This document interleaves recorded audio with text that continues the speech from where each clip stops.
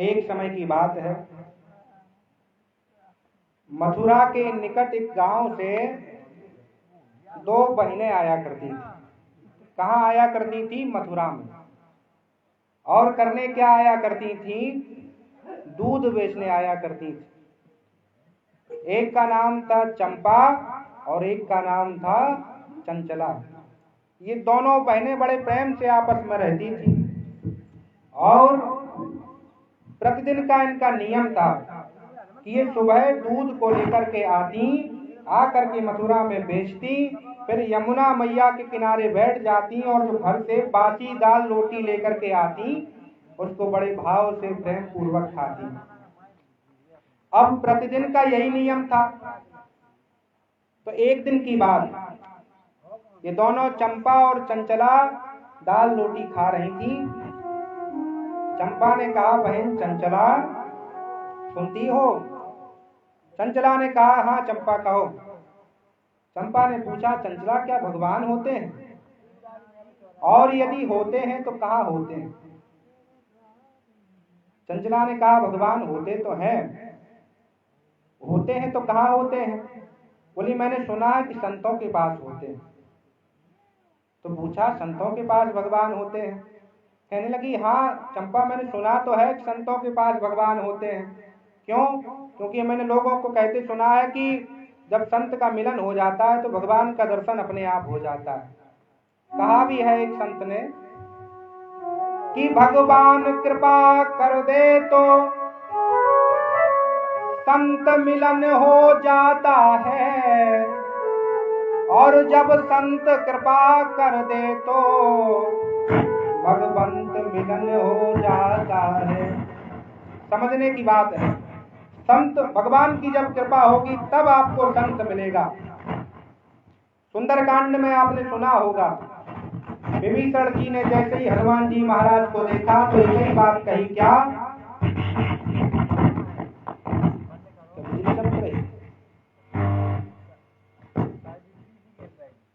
मेरी शांत है, खतरा से बाहर है, बोल रहे। हनुमान जी ने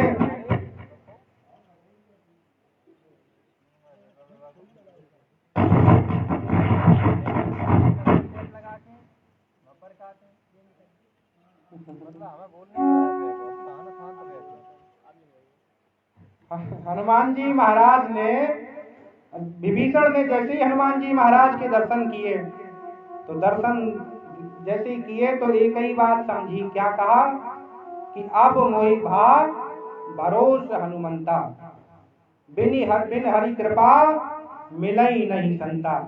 कहा कि अब मुझे भरोसा हो गया है। क्या भरोसा हो गया है? कि बिना परमात्मा की कृपा से संत के दर्शन नहीं होते, और अब मुझे संत के दर्शन हो गए हैं तो अवश्य ही परमात्मा राम मुझे भी दर्शन देंगे। ऐसे ही चंचला कहती, चंपा भगवान का दर्शन अगर करना है तो संत की कृपा प्राप्त करनी होगी। अब इस बात को सुनकर के ये न जान लेना कि सब संत आपको परमात्मा के दर्शन करा देंगे। संतों की भी कई प्रकार हैं। संतों के भी 4 प्रकार हैं, असली, नकली, फसली और कतली। 4 प्रकार के संत इस कलयुग में हैं। असली कौन है? जो केवल हरि भजन करते रहते हैं। उनके पास आपसे मिलने का, इस दुनियादारी में उलझने का कोई समय नहीं है। जितना समय मिलता है उतने समय में वह केवल परमात्मा का भजन करते हैं। उसके बाद आया नकली। नकली कौन है? रामायण में उत्तर कांड में जब कलयुग के वर्णन को तुलसीदास जी महाराज ने कहा तो उसमें लिखा कि सोई तापस सोई सिद्ध कलिकाला, जाके नख अरु जटा विशाला। जिसके नाखून बड़े हो जाए और जटा विशाल हो, वही सिद्ध है, वही तपस्वी है। कहा? कलयुग में।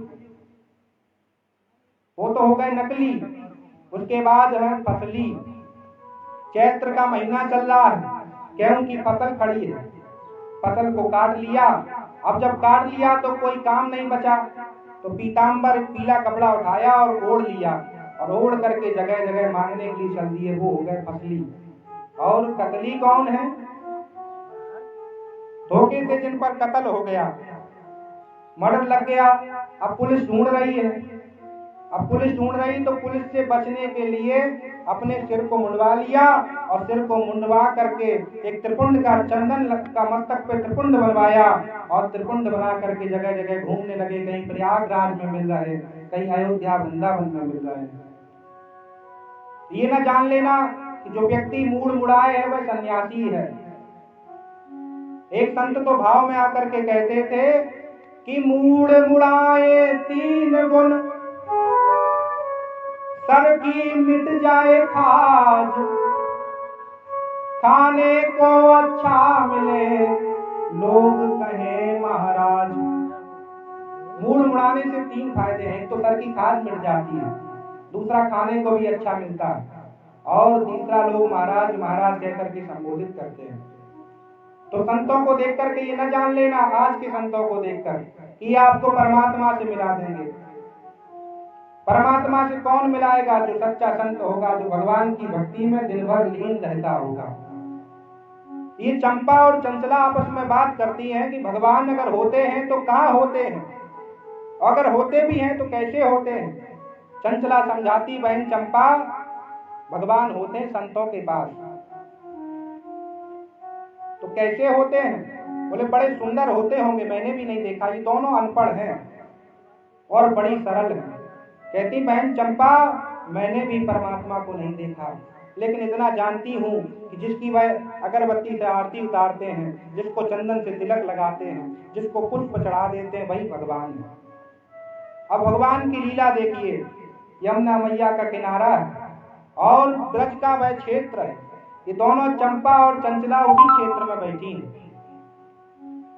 एक संत वहां से आते हुए दिखाई दिए तो चंपा ने कहा, अरे बहन वो देखो संत आ रहे हैं। चंचला ने कहा, अरे संत आ तो रहे हैं, तो क्या इसकी क्या गारंटी है कि भाई हमें दर्शन कराने ही आ रहे हैं। तो कहा, चलो कोई बात नहीं, आज संत का दर्शन हो गया, अब बहुत जल्दी भगवान का भी दर्शन हो जाएगा। विलक्षण लीला देखिए, वह संत वहां आए, संत ने अपनी झोली को वहां उतार करके रख दिया। दोपहर का समय था, संत को स्नान करना था। संत ने अपना कमंडल उठाया, कमंडल में जल भरा और सोच क्रिया के लिए चले गए। संत वहां से चले गए। चंपा ने कहा, चंचला, इस बाबा के पास जरूर भगवान होंगे। होंगे कहाँ? ये तो केवल गमछा लपेट के गया है, अवश्य इस झोली में भगवान डले होंगे। तो चंपा ने कहा, चलो देख ले झोली खोल करके। बोली, महात्मा आ गए तो? बोले, चंचला ने कहा, मैं जाकर के वहां खड़ी हो जाती हूँ और यदि महात्मा आएगा तो मैं इशारा कर दूंगी तो उसकी झोली समेट करके वहीं रख देना। इतना कहकर के चंचला चली गई। इधर चंपा ने झोले को खोला। अब संत के झोले में क्या प्राप्त हो? गीता मिली, रामायण मिली, गोपी चंदन मिला और तुलसी की बहुत सारी मालाएं मिली। जब कुछ प्राप्त नहीं हुआ तो निराश होने लगी, लेकिन देखा कि छोटा सा डिब्बा रखा है। उस डिब्बे को खोल के देखा तो उसमें लड्डू गोपाल स्थापित थे। लड्डू गोपाल को देखा तो समझ गई यही भगवान है। क्यों? चंदन लगा है, पुष्प डला है। देखा कि रेशमी रुमाल बिछा है उस डिब्बे में और उसी पर लड्डू गोपाल विराजे हैं। तो डिब्बे से बाहर निकाला, बाहर निकाल करके रुमाल बिछाया, रुमाल बिछा करके लड्डू गोपाल को उस रुमाल पर बिठाया। लेकिन चंपा देखती क्या है, लड्डू गोपाल की जो मूर्ति है वह कभी इधर गिर जाती है, कभी इधर गिर जाती है। मन में विचार करती है कि भगवान संकोच बस हैं। ये जो बाबा है, बाबा ये भगवान को डिब्बे में बंद किए रहता है, इसकी वजह से भगवान के हाथ पैर टेढ़े हो गए। ऐसा मन में विचार करती है चंपा। चंचला को बुलाया, कहा, चंचला देख आकर के भगवान आ गए, दर्शन कर ले। चंचला दौड़ करके आई, भगवान के दर्शन किए। चंचला के आंसू आ गए। कहा, देखो ये महात्मा डिब्बे में बंद किए रहता है, इसीलिए भगवान के हाथ पैर टेढ़े हो गए। तो क्या किया जाए? पूछा, चंपा तेरी मटकी में मक्खन है, मक्खन की मालिश की जाए, शायद पैर सीधे हो जाएं। विनती करती है, प्रभु अब आप डिब्बे से बाहर आ गए हैं, अपने हाथ पैरों को सीधा कर लीजिए। लेकिन भगवान के हाथ पैर सीधे नहीं हो रहे हैं। राजेश्वरानंद सरस्वती जी महाराज कथावाचक हुए, उन्होंने अपना भाव दिया, कहा कि अब शर सुनसान पाए देवी चंचला ने, झोली से झपट रघुराज को निकारे हैं, देख बाल रूप बिन मोल बिकाए ही है, बार बार अब देश के दुलारे हैं। प्रभु के पद कमल पंकज बिलोक वक्र, द्रवित राजे हुए बचन उचारे हैं, डिब्बा में राखी राखी कोमल श्री राम जू के, हाथ पांव निगुरे ने टेढ़े कर डाले।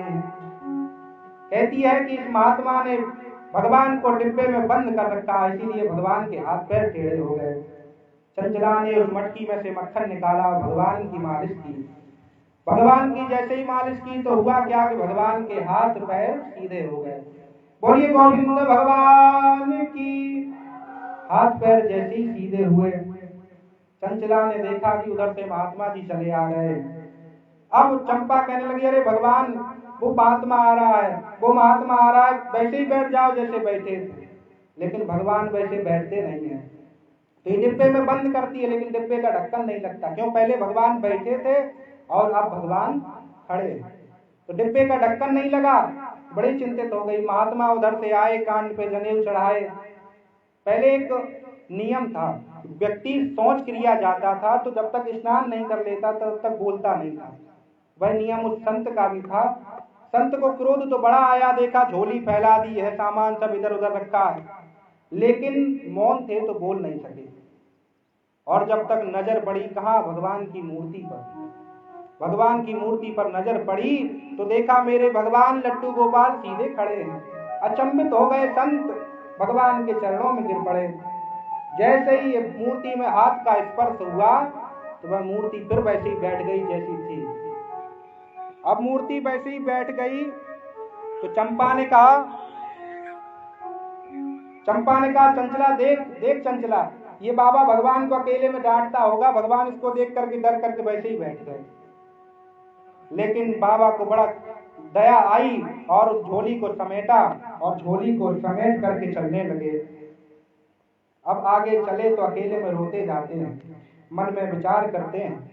क्या विचार करते हैं कि त्याग परिवार इतने दिन, विराग में कूदे भये, प्राण उदान बयान करो, कोमल कंठ से रूदे भये। तीरथ और मठ मंदिर ध्यान धरे मृग मूदे भये, और टेढ़े राम ललाजु रहे, अबिला अनजान पे सूदे भये। मन में विचार करते हैं कि मैंने मंदिरों में मठों में जा करके कहा, नेत्र बंद करके परमात्मा आपका ध्यान नहीं किया, लेकिन आप मेरे पास टेढ़े बने रहे।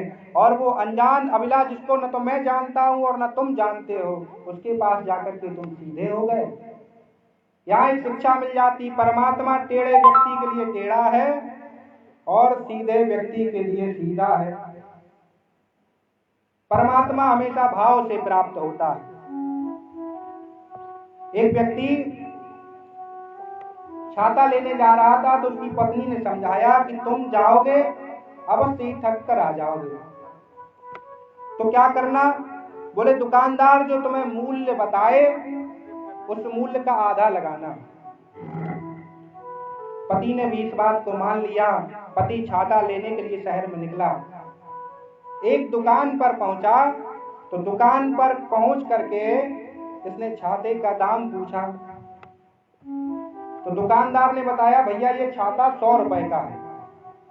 तो ये कहने लगा मुझे चाहिए तो रुपए, बोले मैं रुपए केवल 50 दूंगा। फिर उसने कहा कि नहीं 50 रुपए न दो, ऐसा करो तुम 80 रुपए दे दो।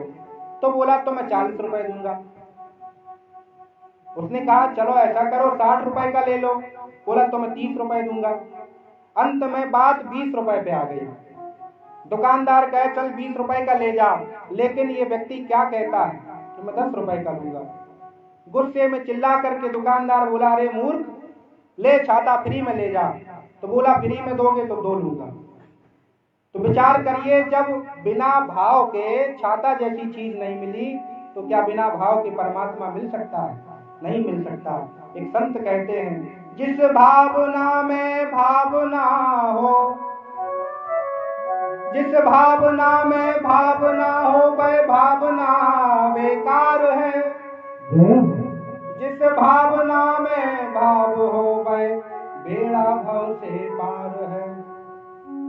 जिस भावना में भाव ना हो, अरे जब विनती करते हो अगर भाव नहीं है तो परमात्मा मिलने वाला नहीं है। और जिस भावना में भाव हो तो बेड़ा भव से पार है। यदि भावना में भाव है तो बेड़ा पार हो जाएगा, इसमें कोई संशय नहीं है। परमात्मा हमेशा भाव से मिलता है। रामई केवल प्रेम प्यारा, जान लेऊ जो जानन हारा। राम जी तो केवल प्रेम के वशीभूत हैं। बहुत सारे लोगों को केवल प्रेम के बस मिले, न तो वह ज्ञानी थे और न वह वेद मंत्रों को जानते थे, न उन्होंने कभी कथा को सुना था। एक संत ने कहा था कि सबरी ने कहा थे वेद पढ़े और गोपी कब गई पाठशाला। और गोपी कब गई पाठशाला, और गजराज कहाँ थे मंत्र पढ़े, शुभ जाने चंदन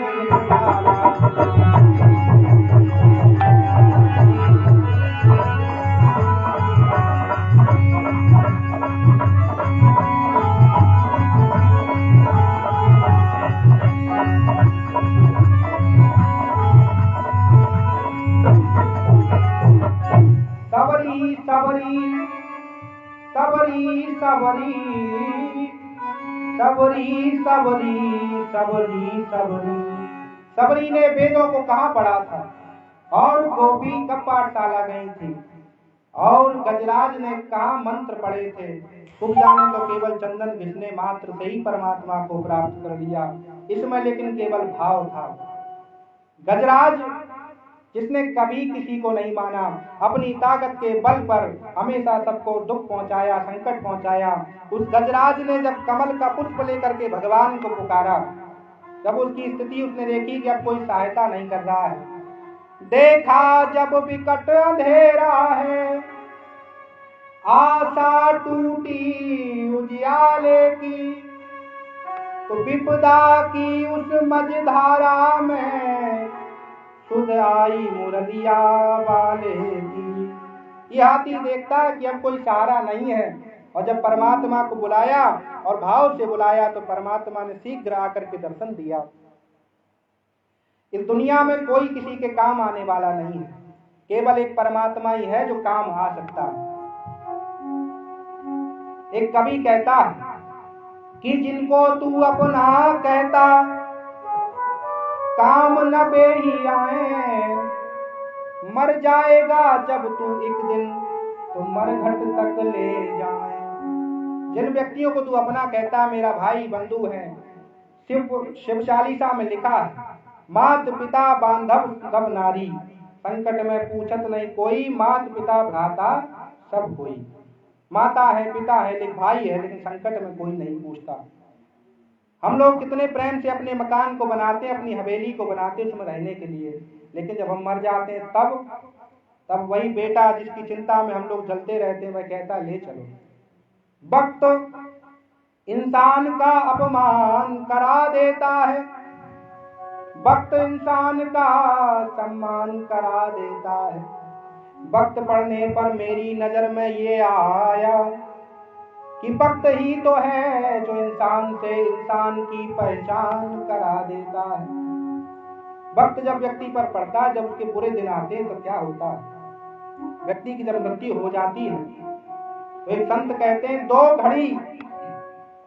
घड़ी मौत का मातम न होने दिया, बंद कर दी मेरी आंखें मुझको चैन से सोने न दिया।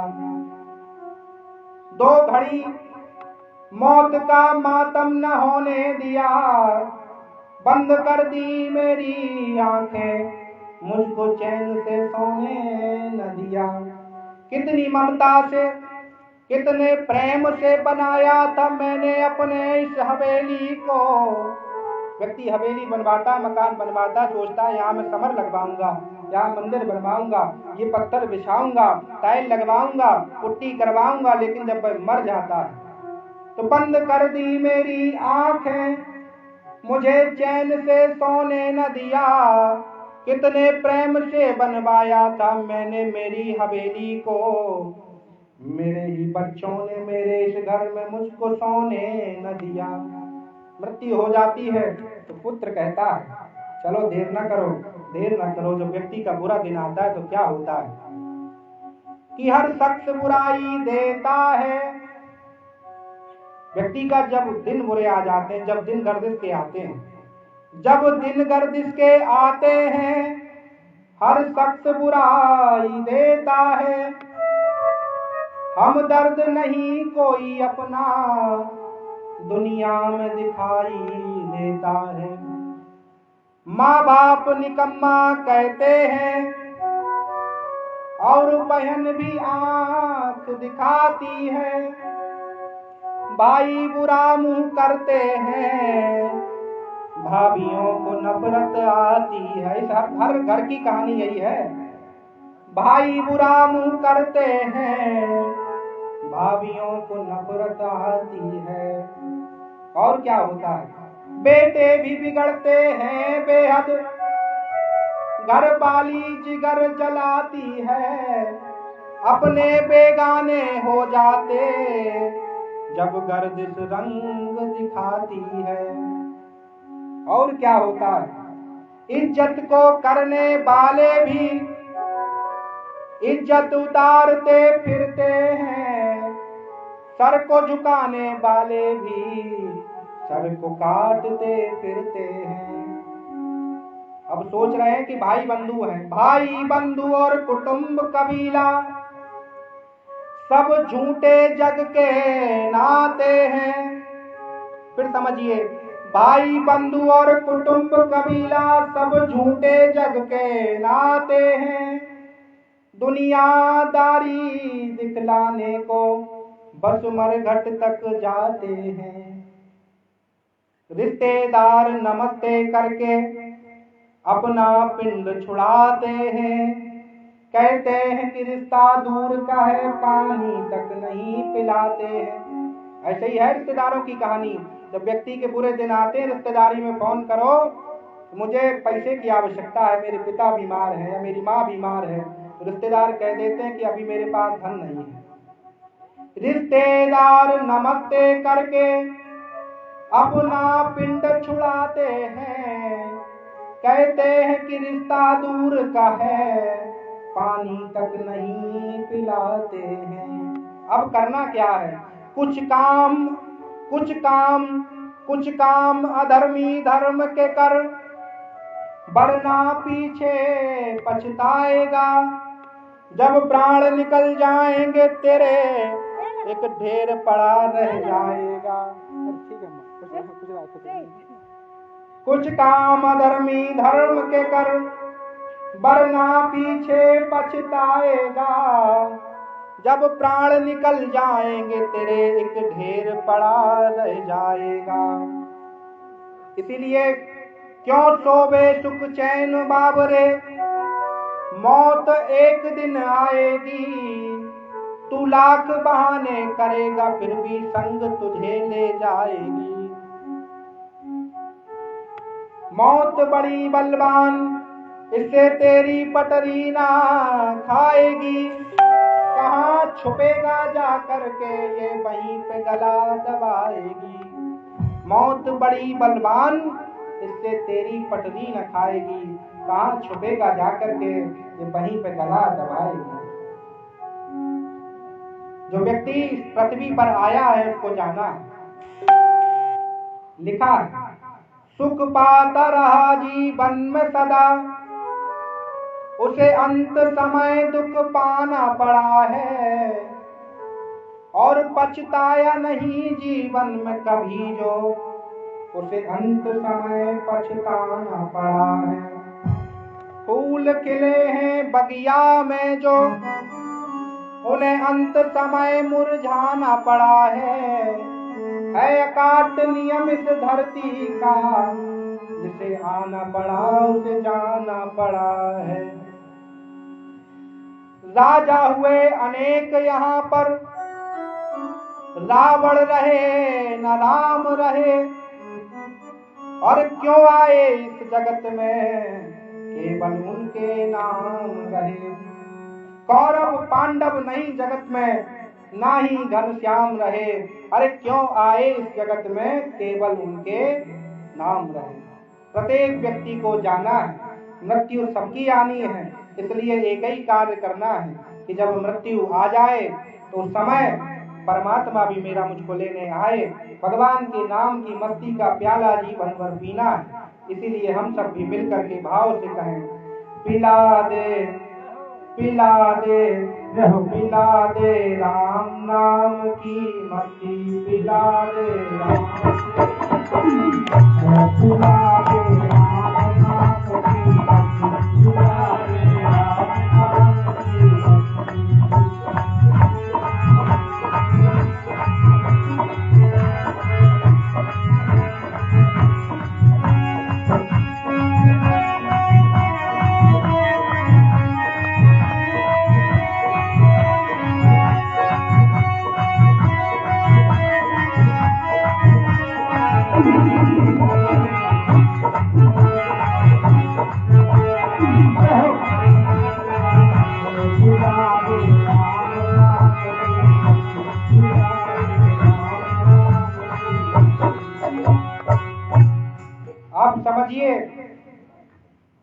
प्रभु से ये प्रार्थना करके कहिए। जो व्यक्ति पीता है, आपने देखा होगा, वह एक ही बात कहता है कि माना जनाब पीता हूँ, पर खुदा बेहिसाब पीता हूँ। लोग तो लोगों का खून पीते हैं, मैं तो फिर भी नाम का जाम पीता हूँ। इसलिए पिला दे पिला दे पिला दे राम नाम की, पिला दे राम नाम की, पिला दे राम नाम की। और समझिए, जिधर भटकता है पुकारी राम नाम राम, जिधर भटकता है पुकारी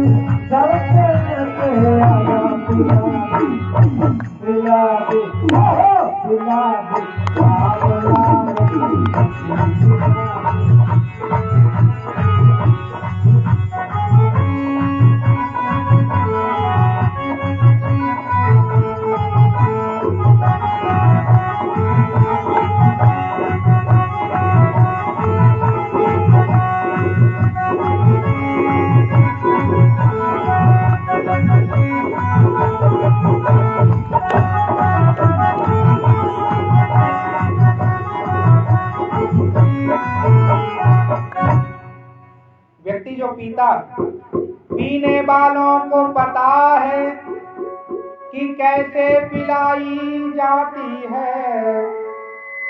ढक्कन खोलने से पहले बोतल हिलाई जाती है, फिर भरी महफिल में आवाज लगाई जाती है, आ जाओ गम के मारो या मुफ्त पिलाई जाती है।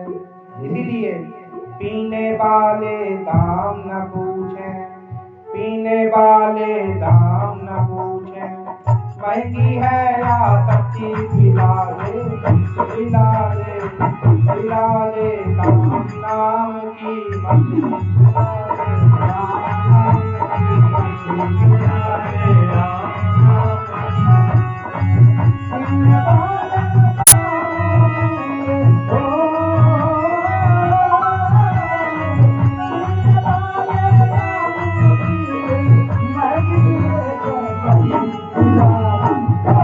पिला दे राम नाम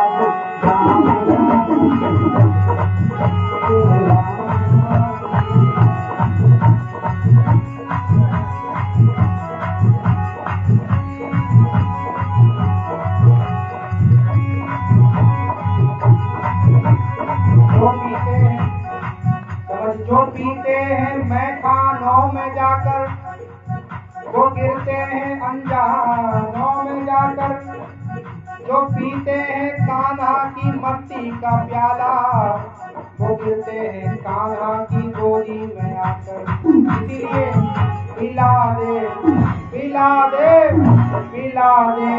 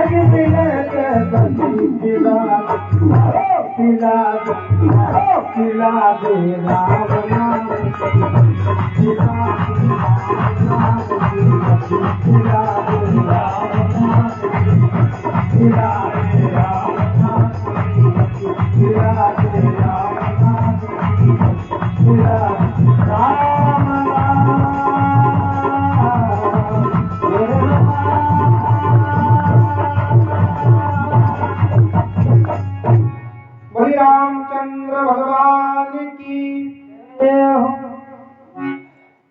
प्रतिदिन हमें भगवान की मस्ती में रहना है और भगवान की मस्ती को निरंतर पीते रहना है।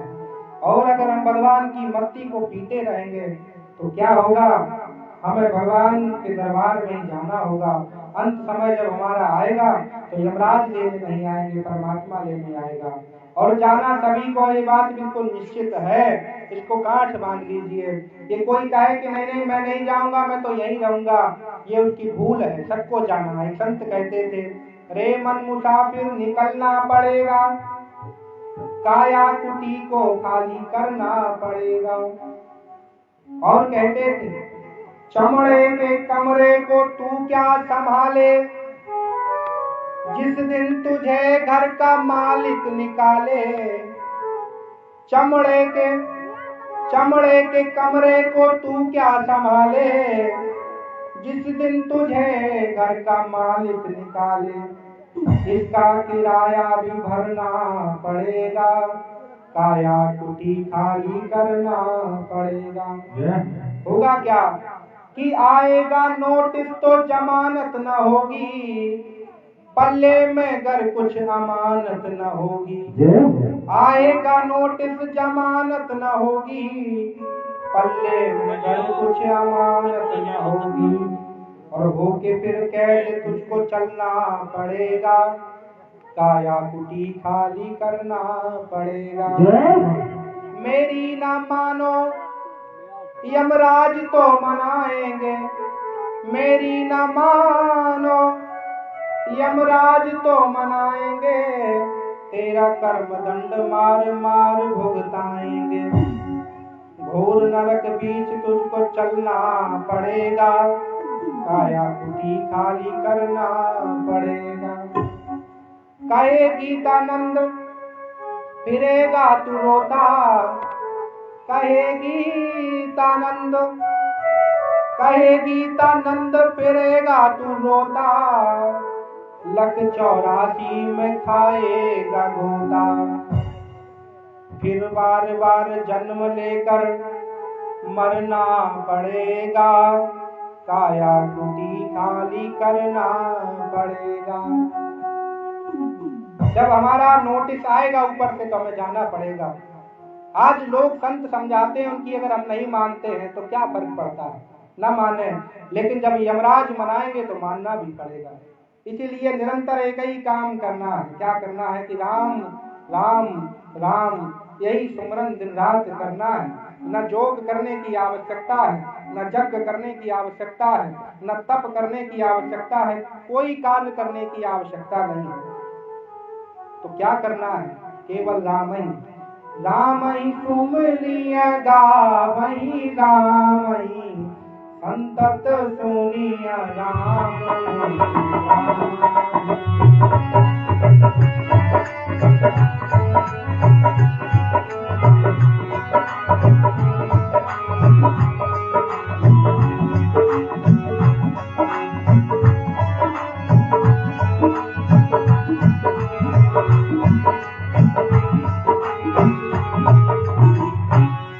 इसीलिए राम का सुमरन दिन रात करना है। बोली रामचंद्र भगवान की जय। आइए कथा प्रसंग पर। कल की कथा में आपने सुना कि जैसे ही शूर्पणखा नाम की राक्षसी मैया सीता के खाने को दौड़ी तो लक्ष्मण ने भगवान राम के इशारे पर शूर्पणखा के कान और नाक काट लिया। नाक कान बिन भई विकराला। जैसे ही नाक कान कटे तो अपना वेश धारण करके दौड़ करके कहाँ गई? खरदूसर और कृष्णा के पास। खरदूसर ये दोनों भाई थे, कृष्णा ये 3 रहते थे। एक राज्य में 3 राक्षस रहते थे। उन राक्षसों के पास गई और कहा, क्या शूर्पणखा ने जाकर के कह दिया कि भैया तुम दोनों यहाँ बैठ करके मदिरा का पान कर रहे हो और नृत्य देख रहे हो, तब तक कंडक वन में तुम्हारी बहन के किसी ने नाक कान काट लिए। किसने काट लिए? बताया कि राम और लक्ष्मण नाम के 2 लड़के हैं, जिनके पास एक सीता नाम की नारी है। मैंने सोचा कि इसकी नारी से मिल लिया जाए, और मैं यही सोच करके नारी से मिलने के लिए गई तो वहां राम के इशारे पर लक्ष्मण ने मेरे नाक कान को काट लिया। जैसे ही सुना तो व्याकुल हो गए और कहा कि चल मैं युद्ध के लिए चलता हूं। लड़ने को तो आ गए, लड़ न सके रणवीर, नयन लड़े जब राम से हुए अशक्त शरीर। खरदूसर तीसरा ने अपने 14,000 सैनिकों को लिया और सैनिकों को लेकर के चित्रकूट में पंचवटी में पहुंच गया। जब पंचवटी में पहुंचा तो जैसे ही भगवान को देखा तो भगवान बड़े सुंदर हैं। भगवान की सुंदरता को देख करके यह व्याकुल हो गए और व्याकुल होकर के खड़े रह गए। कहते हैं, आगे बढ़कर ने कहा, सुन सांवले कुमार, तुझ कोमल पर करें हम कैसे शस्त्र प्रहार। तुम दोनों इतने कोमल हो, मेरा मन नहीं हो रहा कि तुम्हारे ऊपर मैं धनुष बाण चढ़ाऊं। और कहा कि कोई सेनाधारी हो, कोई सेनाधारी हो तो लड़कौशल भी दिखलाएं हम, छोटी सी धनुही वाले पर क्या अपनी गदा उठाएं हम। कहा कि कोई योद्धा होता तो मैं युद्ध करता, तुमसे मैं क्या युद्ध करूं। राम जी कहते हैं युद्ध तो करना पड़ेगा। क्यों करना पड़ेगा? क्योंकि हम क्षत्रिय हैं। हम क्षत्रिय मृगया बन करही। राम जी ने बताया, खरदूसर सुनो, हम क्षत्रिय मृगया बन करही, तुमसे खल मृग खोजत फिरही। हम क्षत्रिय हैं और शिकार करने के लिए वन में आए हैं। और करते क्या है कि तुम्हारे जैसे ही राक्षसों को तो खोजते फिर रहे हैं। जैसे ही सुना राक्षसों को खोजते फिर रहे हैं तो आग बबूला हो गया। लेकिन फिर एक मौका और दिया कि सोच लो, अपनी नारी को मुझे दे दो और जाओ, मैं तुम्हें जीवन दान देता हूं। भगवान ने कहा, अरे नहीं, हमारे तो वंश की परंपरा है कि हम रज्ञा करते हैं, हम शिकार खेलने के लिए वन में जाते हैं और हम शिकार करेंगे। वंश की परंपरा को समझिए। एक राजा था, राजा जिसके कोई संतान नहीं थी। जब कोई संतान नहीं थी तो उस राजा ने बिना किसी को बताए एक बच्चा गोद ले लिया। अब जब बच्चा गोद ले लिया, समय व्यतीत हुआ, ये बच्चा राजकुमार बन गया, युवराज बन गया। युवराज की पदवी इस बच्चे को मिल गई। कुछ समय बाद राजा का देहांत हो गया। राजा का देहांत हुआ, युवराज को राजा बनाया गया, युवराज राजा बन गया। अब कोई अच्छा कार्य करके जैसे ही महलों में आए, राजसभा लगी हुई थी, कोई अच्छा कार्य करके आता था तो ये राजा उसको भेड़ और बकरियां दान में दे दिया करता था। किसी व्यक्ति का सुना कि इसने बहुत अच्छा कार्य किया है तो कहा, ए मंत्री, जाओ इसको 10 भेड़ें दे दो, 10 बकरियां दे दो। ऐसा ही करता था। जबकि राजा का लक्षण है, राजा प्रसन्नम तो गज भूमि दानम। राजा यदि प्रसन्न हो जाए तो हाथियों का दान करता है, भूमि का दान करता है। लेकिन इस राजा में ऐसा क्या था कि ये हाथी और भूमि का दान नहीं करता है। ज्योतिषियों को बुलाया गया, बड़े बड़े ब्राह्मणों संतों को एकत्रित किया गया, मंत्रियों ने सभा लगाई और जब शोधन हुआ तो प्राप्त क्या हुआ कि ये राजा का पुत्र नहीं है तो किसका पुत्र है? ये गड़रिये का पुत्र है जो भेड़ चराया करता था। उसने धन के लोभ में आकर के राजा को अपना पुत्र दे दिया था। तो ये खून में होता है। अब वो भेड़े चराता रहा और जब राजा बन गया तो राजा बनेगा तो दान क्या करेगा? वह भेड़ और बकरियां ही दान करता था। ऐसे नहीं समझ में आया। एक और बात समझ लीजिए। एक सिंह वन में शिकार करने के लिए जा रहा था और शिकार करते करते उसको एक श्रृगाल का बच्चा मिला, सियार का बच्चा। उस शिकार को देख करके, सियार को देख करके उसको दया आ गई। दया आई तो वह उस सियार के बच्चे को अपनी पत्नी सिंघनी के पास ले गया। सिंघनी ने जब बच्चे को देखा तो उसको भी दया आ गई और कहने लगी, इसका पालन पोषण अच्छे से नहीं हुआ है, हम पालन पोषण करेंगे। शेर से कहा कि आज से आपका पुत्र है। उसके 2 बच्चे और थे। दोनों बच्चों को समझाया, देखो बच्चों, ये तो तुम दोनों हो, अब तुम 3 हो गए। ये सियार का बच्चा भी तुम्हारा भाई है। समझाया। वह आपस में रहने लगे। शेरनी दूध पिलाने लगी। धीरे धीरे वह बच्चा, सियार का बच्चा, बड़ा हो गया। एक दिन की बात, दोनों शेर के बच्चे और ये सियार का बच्चा शिकार खेलने के लिए गए, वन में शिकार करने के लिए गए। और जब शिकार करने के लिए गए तो हाथियों का झुंड देख करके वह सियार का बच्चा भाग खड़ा हुआ। जब सियार का बच्चा भाग गया तो दोनों शावकों ने मन में विचार किया कि इतना कायर था और अपने माता पिता को ये बात बताई। तो माता पिता ने कहा, कोई बात नहीं बेटा, एक बात याद रखना, व्यक्ति के खून में जो होता है वही रहता है। क्यों? क्योंकि बच्चा पाला सियार का, सिंघनी दूध पिलाए, दूध असर करे न करे पर जात असर कर जाए। व्यक्ति को शेर का दूध पिलाना, दूध असर करे न करे लेकिन जाति का असर जरूर रहता है। तो वह सियार भाग गया। भगवान कहते हैं, हम क्षत्रिय हैं और हम शिकार करने आए हैं, तुम्हारे जैसे पशुओं का शिकार करते हैं। युद्ध हुआ। अब जब युद्ध होने लगा तो भगवान ने एक लीला रची।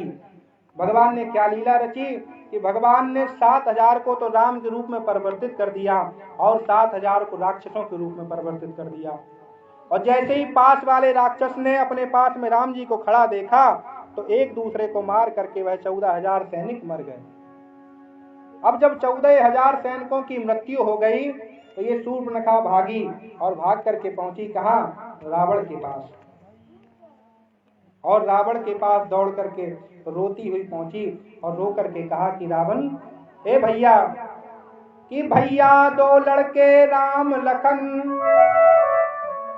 इस दंडक वन में आए हैं, इस बदंडक वन में आए हैं, हमरा एक सीता नामी सुकुमारी नारी लाए।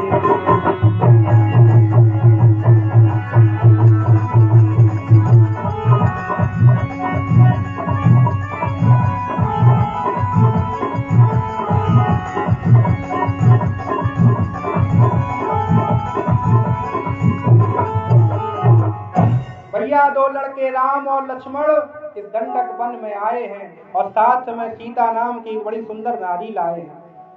और वह कैसे रहते हैं बताया कि बांके हैं लड़ाके हैं, बांके हैं लड़ाके हैं, तो या शमशीर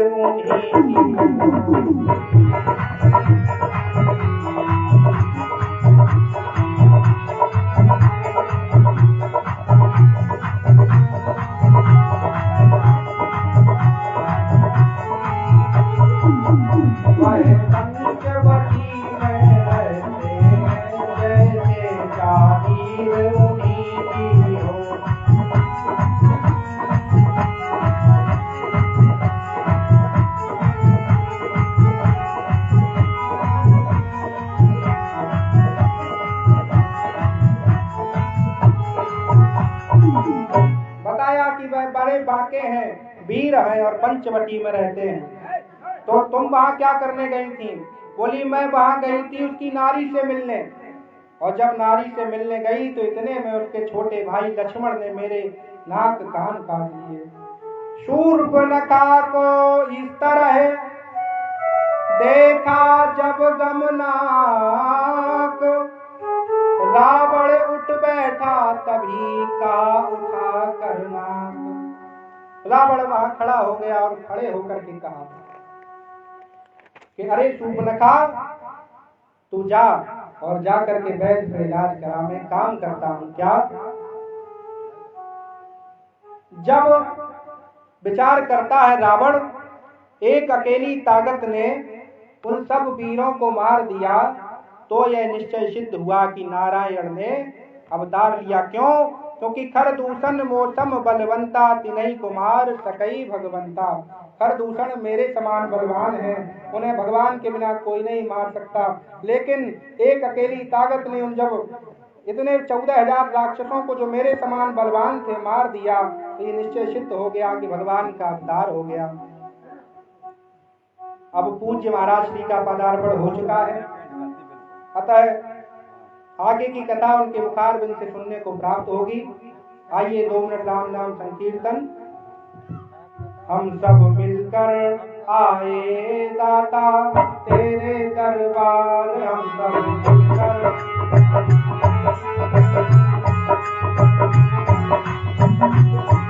आए दाता तेरे दरबार, हम सब मिलकर आए दाता तेरे दरबार।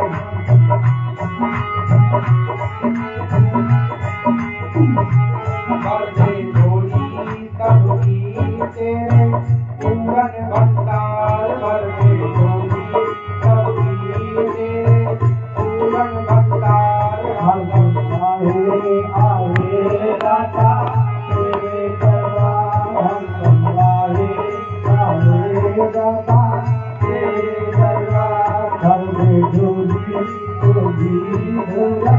तेरे भंडार, बरदे झोली तेरे पूरन भंडार। हम सब आए दाता तेरे दरबार।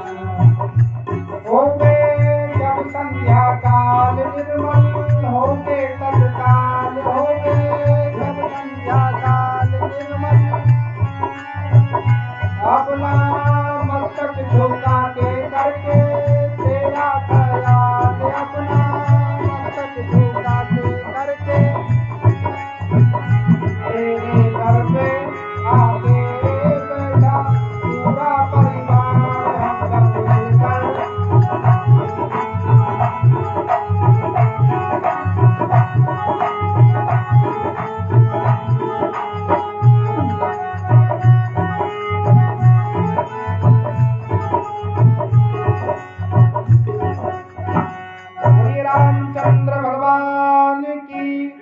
हनुमान जी